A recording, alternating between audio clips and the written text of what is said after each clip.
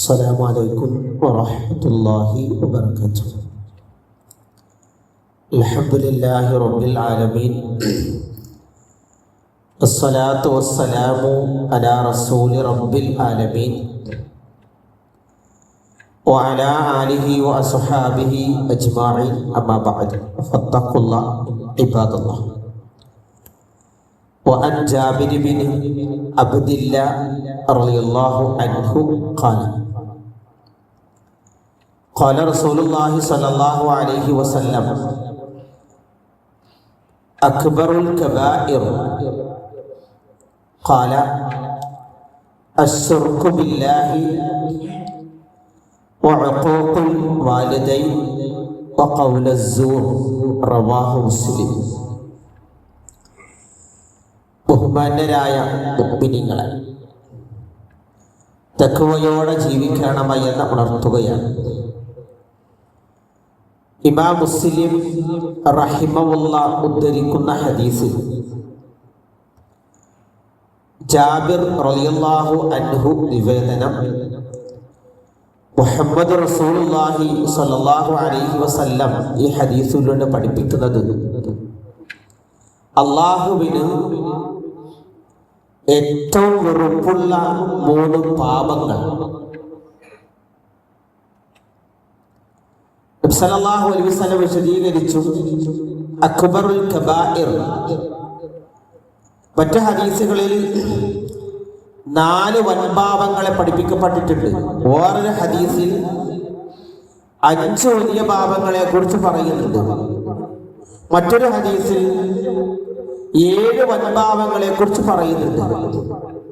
വ്യത്യസ്തമായ ഹദീസുകളാണ്. ഇതിൽ നബി സല്ലല്ലാഹു അലൈഹി വസല്ലമ 7ൽ നിന്ന് എടുത്തു പറഞ്ഞ 3 എണ്ണമാണ്. അൽ അക്ബറുൽ കബായിർ അശ്ശിർക്കു ബില്ലാഹ്, അല്ലാഹുവിൽ പങ്കു ചേർക്കൽ. അപ്പൊ സ്വഹാബത്ത് ചോദിച്ചു, നബി എങ്ങനെ പങ്കു ചേർക്കല്? ദുആ കൊണ്ടും ഇബാദത്ത് കൊണ്ടും തവക്കുൽ കൊണ്ടും നേർച്ച കൊണ്ടും. ശിർക്ക് വരുന്ന 4 വഴികളാണത്. 1 ദുആ, 2 നേർച്ച, 3-മത്തേത് അല്ലാഹു അല്ലാത്തവർക്കുള്ള തവക്കുൽ, 4-മത്തേത് ഇബാദത്ത്. അതായത് അല്ലാഹു അല്ലാത്ത ഖബറാളികളുടെ ഖബർ തൊട്ടുമുട്ടൽ ഇബാദത്താണ്, പാടില്ല. തവാഫ് ചെയ്യാൻ ഇസ്ലാം അനുവദിച്ചത് കഅബാലയം മാത്രമേ ഉള്ളൂ. മദീന പോലും തവാഫ് ചെയ്യാൻ പാടില്ല. ഒരാൾ മദീനത്തിലേക്ക് പോയാൽ അവിടെ പോയി എന്ത് ചെയ്യാൻ പാടില്ല? തവാഫ് ചെയ്യാൻ പാടില്ല. തവാഫ് ഖുർആൻ അനുവദിച്ചിരിക്കുന്നത് കഅബാലയം മാത്രം. അതല്ലാത്ത മറ്റൊരാൾക്ക് ചെയ്യുക. ഈ 4 കാരണങ്ങൾ കൊണ്ട് അല്ലാഹുവിൽ ശിർക്ക് ചെയ്യുന്ന ഒരാൾ, പങ്കു ചേർക്കുന്ന ഒരാൾ, അത് വൻപാപമാണ്. അല്ലാഹു പൊറുക്കില്ല. 2-മത്തേത് നമ്മുടെ കുടുംബവുമായി ബന്ധപ്പെട്ടതാണ്. മക്കള് കാരണം മാതാപിതാക്കൾ കരയാൻ ഇടവന്നാൽ അങ്ങനെ ഉണ്ടെങ്കിൽ പൊരുത്തം ചോദിക്കണം. നമ്മൾ കാരണം മാതാപിതാക്കൾ വിഷമിച്ചിട്ടുണ്ടെങ്കിൽ, നമ്മൾ കാരണം മാതാപിതാക്കൾ, ഉമ്മ എൻ്റെ മോൻ അങ്ങനെ പറഞ്ഞല്ലോ, എൻ്റെ മോൻ അങ്ങനെ ചെയ്തല്ലോ, എൻ്റെ മോൻ അങ്ങനെ കാണിച്ചല്ലോ എന്നൊരു സങ്കടം ഉമ്മാക്ക് വാപ്പാക്ക് വന്നിട്ടുണ്ടെങ്കിൽ അത് അല്ലാഹു തആല പൊറുക്കില്ല. അവർ പൊരുത്തപ്പെടാതെ ശിർക്ക് അത് പറ്റില്ല. അവരോട് പൊരുത്തം ചോദിക്കണമെന്നാണ് പണ്ഡിതന്മാർ പഠിപ്പിക്കുന്നത്. അപ്പൊ എന്ത് വേണം? അതില്ലാത്തൊരു സാഹചര്യം ഉണ്ടാക്കണം. ചിലപ്പോൾ നല്ല പ്രായം ചെല്ലുമ്പോഴായിരിക്കും, ചിലപ്പോ നമ്മുടെ അത്രയും വിദ്യാഭ്യാസവും കാഴ്ചയില്ലാത്ത വാപ്പയായിരിക്കും, 4-ാം ക്ലാസ് മുസ്ലിമായിരിക്കും, പക്ഷെ വാപ്പക്ക് എല്ലാം അറിയാം. നമുക്ക് അങ്ങനെ ധാരണയുണ്ട്. ഞാൻ നല്ല വിദ്യാഭ്യാസമാണ്, ഞാൻ നല്ല ബിസിനസ്സുകാരനാണ്, ഞാൻ നാട്ടിലൊക്കെ അറിയപ്പെടുന്ന ആളാണ്. വാപ്പ പഴയ 4-ാം ക്ലാസ് അല്ല, വാപ്പക്ക് എല്ലാം അറിയാം. ആ ചിന്ത ഉണ്ടാവണം. നമ്മളൊരു പുതിയ ബിസിനസ് തുടങ്ങാൻ പോകുമ്പോൾ അതിൻ്റെ ഘട്ടങ്ങൾ വാപ്പാക്കറിയാം. വാപ്പ ബിസിനസ് ചെയ്യണ്ട, അതാണ് ഉപ്പ, അതാണ് ഉപ്പാന്റെ തണല്. ആദ്യം വാപ്പയോടാ പറയേണ്ടത്, അല്ല നാട്ടുകാരോടല്ല. പള്ളിയിൽ പോകുമ്പോ നാട്ടുകാർ പറഞ്ഞിട്ടല്ല വാപ്പ അറിയേണ്ടത്. നിങ്ങളുടെ മകൻ ഗൾഫിൽ നിന്ന് വന്നല്ലോ, അവിടെ കടയെടുക്കാൻ പോകുന്നേ, എന്നോട് പറഞ്ഞില്ലല്ലോ. വാപ്പയോടാ പറയേണ്ടത്, കൂട്ടുകാരോടല്ല. അതാ ഇസ്ലാമിന്റെ മര്യാദ. വാപ്പ ഞാനിനി പോകുന്നില്ല, ഇന്നതാ ചെയ്യാൻ പോണം. അപ്പൊ വാപ്പ ചോദിക്കും, മോനെ നിനക്ക് അതിനെക്കുറിച്ച് അറിയാമോ? ഇപ്പൊ പൈസ ഇറക്കി തിരിച്ചു കിട്ടാത്ത കാലഘട്ടമാ. വാപ്പക്കറിയാം. വാപ്പക്കറിയാത്ത ഒന്നുമില്ല. മക്കളാ പൊട്ടന്മാര്. അതുകൊണ്ട് നമ്മുടെ സംസാരം കൊണ്ട്, നമ്മുടെ പെരുമാറ്റം കൊണ്ട്, നമ്മുടെ രീതി കൊണ്ട് ഉമ്മായും ബാപ്പായും വിഷമിക്കാൻ പാടില്ല.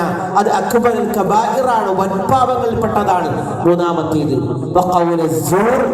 കള്ളസാക്ഷ്യം പറയുക. ഈ കാലഘട്ടങ്ങളിൽ ധാരാളമാണ്. കള്ളസാക്ഷി പറയുക, കള്ളസത്യം ചെയ്യുക. ആർക്ക് വേണ്ടിയാണെങ്കിലും. ഖുർആൻ പറഞ്ഞല്ലോ, തിന്മ ചെയ്തത് ഉമ്മയാണെങ്കിലും വാപ്പയാണെങ്കിലും ഭർത്താവാണെങ്കിലും ഭാര്യയാണെങ്കിലും കൂട്ടുകാരനാണെങ്കിലും സ്നേഹിതനാണെങ്കിലും നിന്റെ നേതാവാണെങ്കിലും നിന്റെ ഇമാമാണെങ്കിലും. ഖുർആന്റെ പ്രയോഗമാണ്. നീ നീതിക്ക് വേണ്ടി നിലകൊള്ളണം. അയാൾക്ക് വേണ്ടി നീ കള്ളസാക്ഷ്യം പറയരുത്. ഈ 3 പാപങ്ങൾ അല്ലാഹു തആല പൊറുക്കില്ല. വൻപാപമായി, അല്ലാഹുവിന് ഏറെ ദേഷ്യമുള്ളതായി ഹദീസുകളിൽ കാണാൻ കഴിയും. നമ്മൾ അതിൽ നിന്നൊക്കെ വിട്ടു നിൽക്കുന്നവരാണ്. ശിർക്ക് നമ്മുടെ ജീവിതത്തിലില്ല, കള്ളസാക്ഷിയുമില്ല. രണ്ടാമത്, മാതാപിതാക്കളോട് മാന്യമായി പെരുമാറണം. അതാണ് ഏറ്റവും പ്രധാനപ്പെട്ടത്. അല്ലാഹു തആല അവരെ നല്ല രൂപത്തിൽ സംരക്ഷിക്കാനും പരിപാലിക്കാനും ചേർത്ത് പിടിക്കാനും കുട്ടിപ്പിടിക്കാനും സ്നേഹം കൊണ്ട് പൊതിയാനും മക്കൾക്കെല്ലാം മരുമക്കൾക്കും അല്ലാഹു തൗഫീഖ് നൽകി അനുഗ്രഹിക്കുമാറാവട്ടെ. അർഹമർ റഹീമായ റബ്ബേ, ഞങ്ങളുടെ മാതാപിതാക്കളിൽ പലരും ഖബറിലാണ്. അവർക്ക് നീ മഗ്ഫിറത്തും റഹ്മത്തും നൽകി അനുഗ്രഹിക്കണേ റഹ്മാനെ. ജീവിച്ചിരിക്കുന്ന മാതാപിതാക്കൾക്ക് നീ ദീർഘായുസ്സും ആരോഗ്യവും ആഫിയത്തും പ്രദാനം ചെയ്യണ റഹ്മാനെ. മാതാപിതാക്കൾ നമ്മുടെ കൂടെ ഉണ്ടെങ്കിൽ പടച്ചവനെ മരണം വരെ സന്തോഷത്തോടെ സമാധാനത്തോടെ ചേർത്ത് പിടിക്കാൻ മക്കളാ ഞങ്ങൾക്കും മരുമക്കൾക്കും കൊച്ചുമക്കൾക്കും നീ തൗഫീഖ് നൽകണേ റഹ്മാനെ.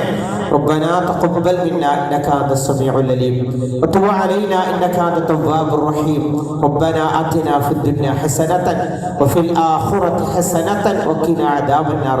رب اغفر ولوالدي رب ارحمهما كما ربونا صغارا.